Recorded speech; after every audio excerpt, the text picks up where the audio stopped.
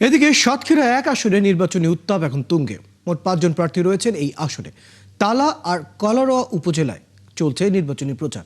বড় দুই দলের প্রার্থীর প্রচার, প্রতিশ্রুতি আর ভবিষ্যৎ পরিকল্পনা ঘিরে ভোটার মহলে চলছে তুমুল আলোচনা। তবে এলাকার লোকজন বলছেন, রাস্তাঘাট, জলাবদ্ধতা, কর্মসংস্থান, মাদক দমন আর শিক্ষার উন্নয়নই এবার তাদের মূল দাবি। বরুণ ব্যানার্জির তথ্য ও ছবিতে প্রতিবেদন। সীমান্তবর্তী জেলা সাতক্ষীরা এক আসনে নির্বাচনী উত্তাপ এখন তুঙ্গে। তালা ও কোলারোয়া উপজেলার অলিতে গলিতে এখন ঝুলছে প্রার্থীদের ব্যানার, চলছে মাইকিং। উন্নয়নের কথা সাজিয়ে ভোটারদের কাছে যাচ্ছেন প্রার্থীরা।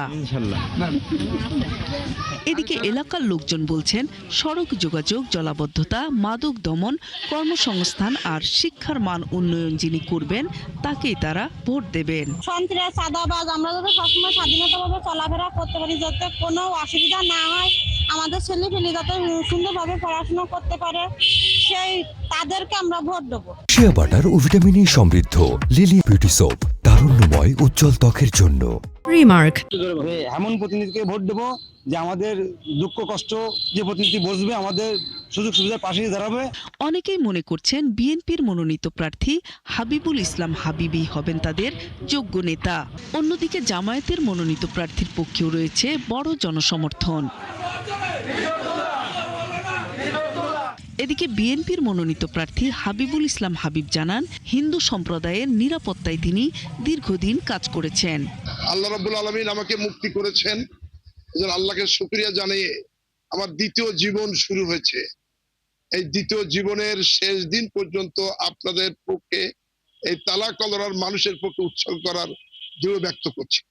আর জামায়াতের মনোনীত প্রার্থী অধ্যক্ষ মোহাম্মদ ইজ্জত উল্লাহ জানান, মানুষ যাতে নিরাপদে থাকতে পারে, নির্বাচিত হলে এটাই হবে তার প্রথম লক্ষ্য। মনে হচ্ছে যেন জনগণ মনেই করে নিয়েছে যে এবার বোধহয় আমি ইলেক্টেড হয়েই যাচ্ছি।